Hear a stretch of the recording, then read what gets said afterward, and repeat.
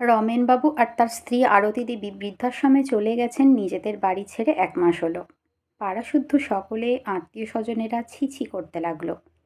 একমাত্র ছেলেকে সবটুকু দিয়ে বড় করেছেন, সেই ছেলেকে আজ দেখো, বিয়ে করেই মা বাবাকে ভুলে বউকে নিয়ে চলে গেছে অন্য কোথাও ভাড়া নিয়ে।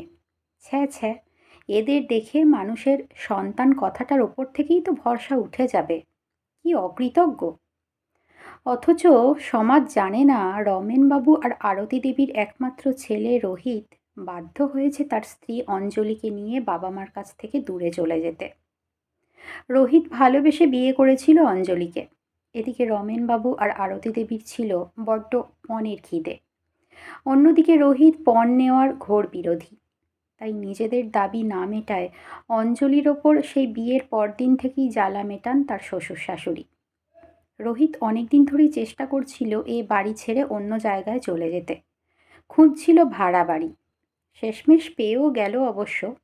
কিন্তু তারা যেদিন বাড়ি ছেড়ে চলে যাবে তার আগের দিনও অঞ্জলির ওপর অত্যাচার হয়েছে যথেষ্ট পরিমাণে।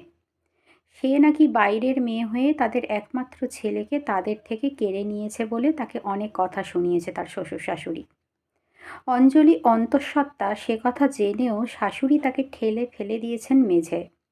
মৃত্যুর সাথে লড়াই করে ফিরে এসেছে অঞ্জলি আর তার সন্তান। অঞ্জলিকে যেদিন হসপিটাল থেকে ছেড়ে দেওয়া হলো সেদিনই রোহিত প্রতিজ্ঞা করল আর কখনো মা বাবার মুখ দেখবে না সে। চলে আসে বাড়ি ছেড়ে। আর তারপরেই বৃদ্ধা চলে যান বৃদ্ধাশ্রমে। কারণ এতকাল অঞ্জলিই যত্ন করত তাদের। এখন এই ফাঁকা বাড়িতে আর কে দেখাশুনো করবে তাদের? কিন্তু তাতে সমাজের কি?